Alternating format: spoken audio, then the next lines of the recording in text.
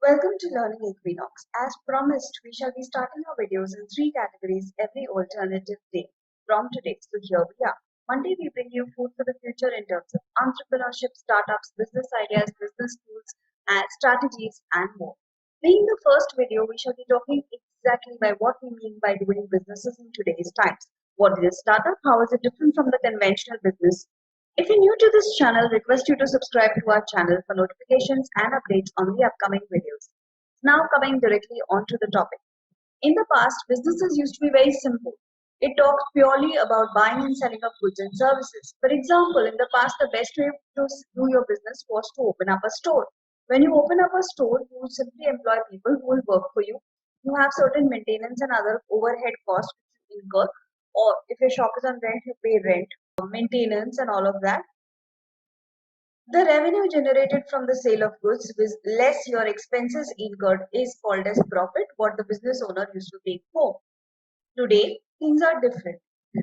There are businesses where the actual consumer does not even know who the seller is. For example, we all have Facebook accounts. Facebook does not charge us anything. But do you know that Facebook also makes money? It does so by advertisements. Those sponsored ads that you see on your page when you scroll. Also, it does not show all ads to everyone. It uses an algorithm of demographics, customer taste, preferences, etc. So you get to see what you see. Flipkart and Amazon do not own a single product that they sell. Ola and Uber do not own a single cab that they run. Businesses today are different. These are all businesses. So the end consumer, there's a difference between the consumer of the goods and services and the actual seller. They are not known to each other. Now, businesses are always a solution provider. Business that provides a solution to a problem and which is unique is called as a startup. So you need to have a very unique idea to be called a startup. Of course, there are guidelines, registrations, funding requirements, etc. for a startup. But today, we shall not be going to be discussing all of that. You will get to see the videos in the coming Mondays. Today, we shall concentrate on the conceptual understanding of what is a startup and how is it different from the conventional business model. Now that you've understood that for a startup, you need to have an idea which should be unique. Uh, Let us now understand what sort of an idea this should be. An idea can be something you completely love doing and are passionate about. We've covered on how to structure your thoughts and define your goals in the goal setting video. If you have not watched it, I will leave it in the I button here to watch it on our channel. Coming now to what sort of idea is required for a startup, I shall leave you with 5 key points that you can keep in mind while coming up with this idea. The first one is the choice of the idea. Whenever you are coming up with innovation, your mind is blocked with multiple thoughts and you feel that everything is going to run great and successful. But remember, when you start, do not block your thoughts and start multiple ideas at one go and land up nowhere. To be a successful entrepreneur requires a lot of hard work and perseverance. It takes long time to build onto your business and it's not easy to work on multiple things at the same time. Thus, you should always finalize on one idea. Try to solve that one problem at a time. While shortlisting that idea, you need to focus on market research, check others who are doing something on similar lines or not. Find your competitive edge, which will make you stand out. Do your SWOT analysis of your business by data and research. Be a solution provider. Innovation is the buzzword around. It's easy to think and come out with new and different ideas, but you need to understand that your idea should give a solution to a problem in the world. A business to yield returns must be a problem solver. So if your idea can solve people problem, make their work easy, make their work cost effective, bring about changes for betterment in their life, and bring in an efficient way of performing their work, then you're giving a solution to a problem. The next one I would like to talk is about the return on the idea. That is your ROI.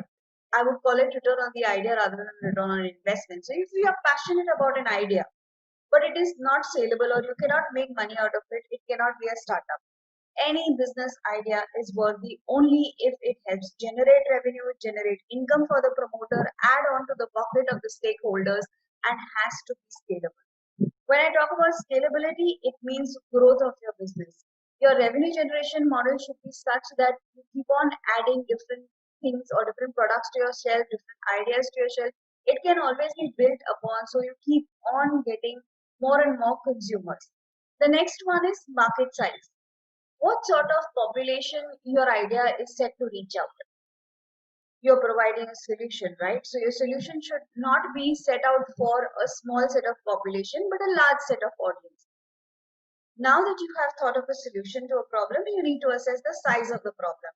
Will your innovation or idea solve problem of specific set of people only or a specific class of people only? Is it restricted to certain set of people or a community alone? Does it confine to certain country alone or certain nationality or religion? If so, your reach of revenue will be very, very restrictive. Your innovation should look at a broader perspective. You need to be a solution provider for masses across boundaries. A small size market catering to specific set of customers will give you limited returns, whereas a large size market catering to many customers will definitely be a long term revenue generator.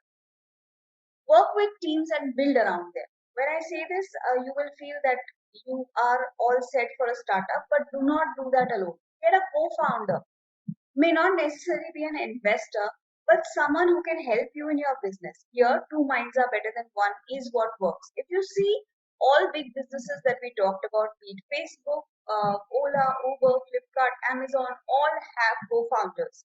Infosys has a group of team called as co-founders. Further, not only do you need co-founders, you also need to have a strong leadership team. People with different expertise to handhold you in your startup journey. I already mentioned you're not an owner of a small shop. You are building up a scalable business when you're doing a startup. So you start with co-founders. Gradually, it's important to build upon your team. Start building on leadership skills within people. Get along leaders in your team. These people further will help you take care of the ancillary activities. They will build their teams who will take care of the ancillary work. And so that you can focus on the return on investment. If you keep these five key points in mind, I'm sure it will help you to shortlist your business idea in today's times and help you grow in an ongoing manner. India has a potential market, and honestly, we've seen many startups start up and fail. People give up their ideas in a span of 2 to 3 years because sustainability and scalability is not there. Business models have changed, and there's a large potential for growth. But unfortunately, disruption through innovation in businesses is yet to be seen in our country.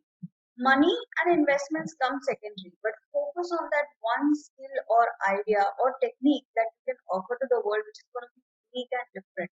Have a scalable model around it. Study your market competitors.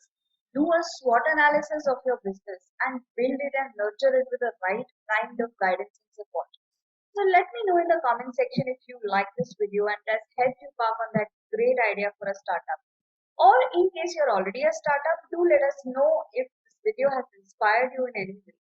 Please comment and let us know in the comment section. Stay tuned for more such interesting videos on startups and entrepreneurships every Monday.